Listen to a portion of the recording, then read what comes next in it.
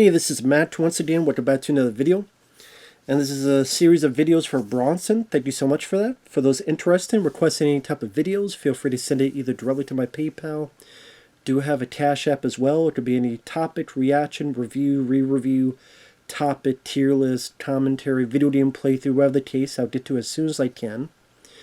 And Bronson wanted me to look into 4 actors and my top 3 favorites for each one. So the first one we're doing is Michael J. Fox. As he puts it,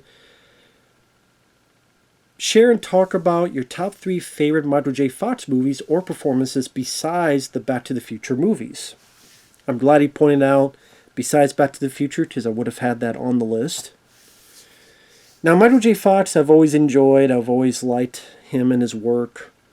It's so sad what's happened to him because of Parkinson's. It's a horrible affliction. I do not wish that on anybody.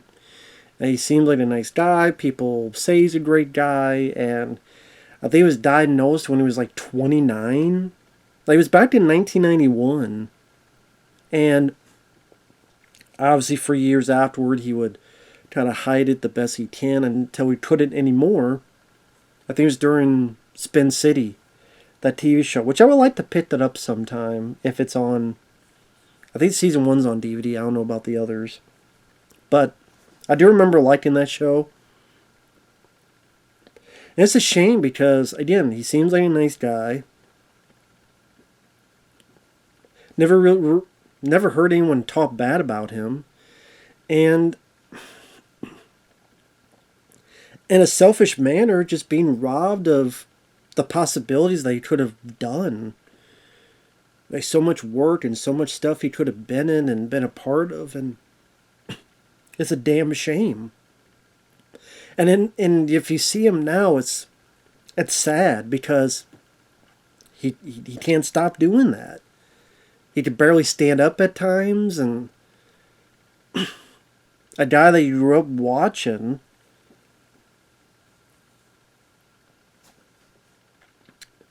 You don't want to see him that way, but I mean, how tough it is for him. Damn. So I mean, there's a lot of his films I liked, whether it be even that film Greedy, I didn't mind, and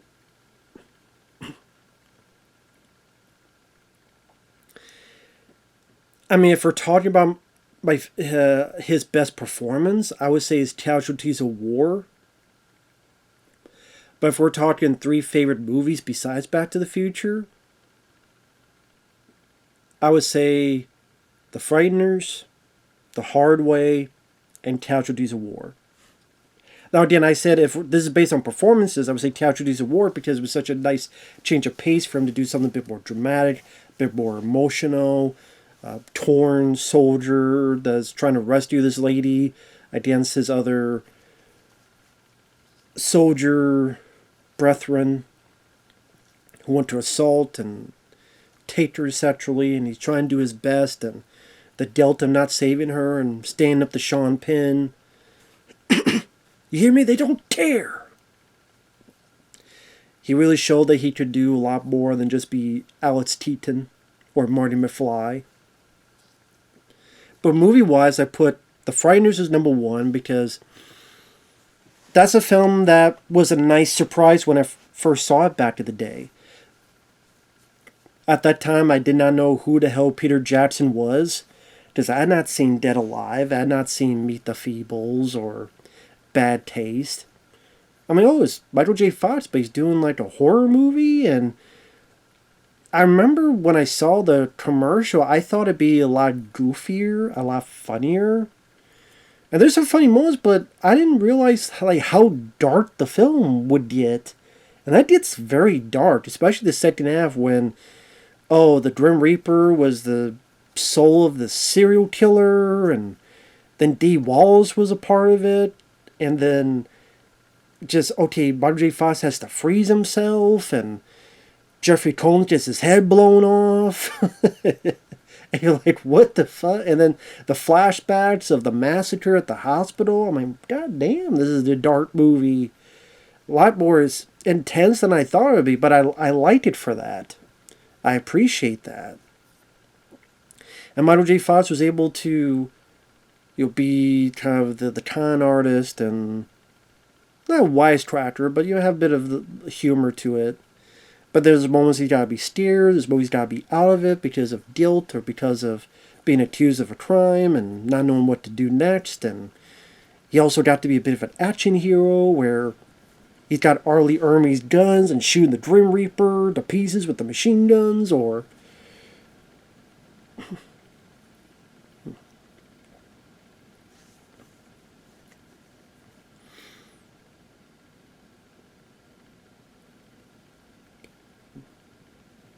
in that whole bit to, that he has to fall back and then Jeffrey Combs' head gets blown up and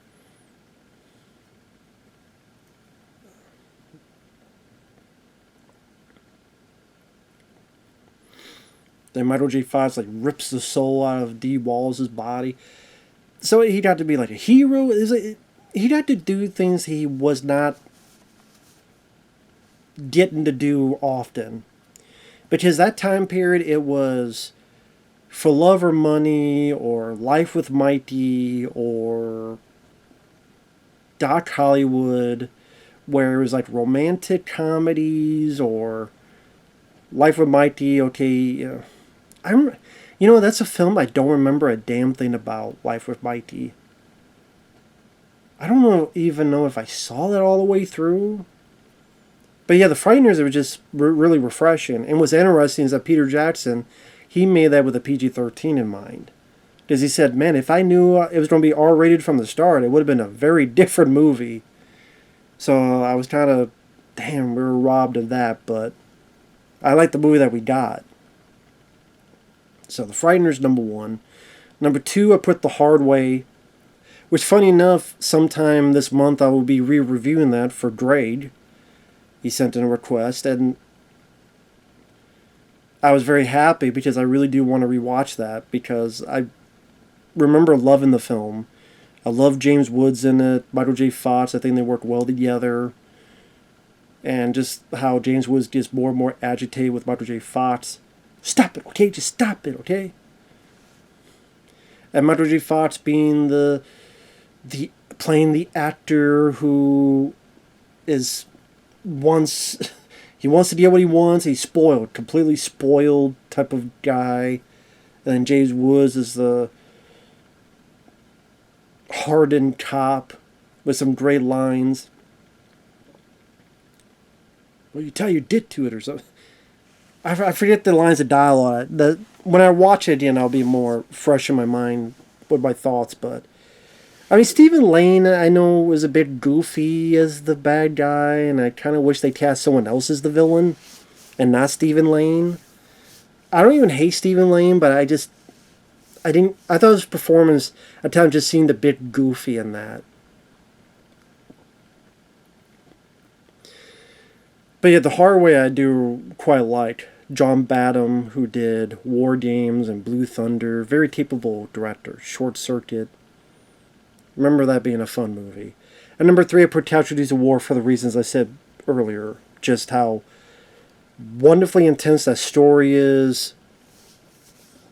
Brian De Palma able to put his expertise of direction into different type of story compared to Scarface or compared to Body Double or Terry.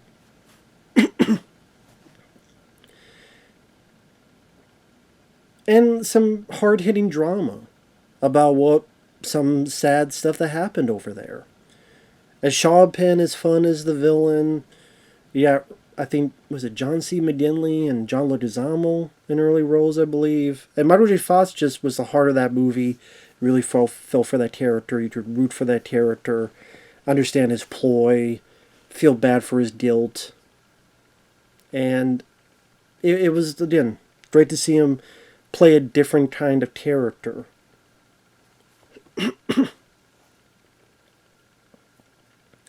So it was a good story that was well performed.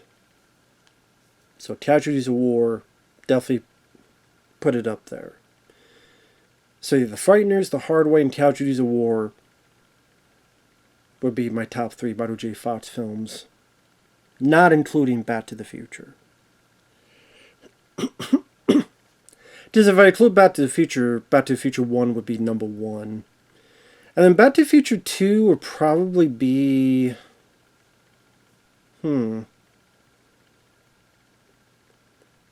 Maybe I'll put that at number 5. Booked in with Back to the Future 1 and 2.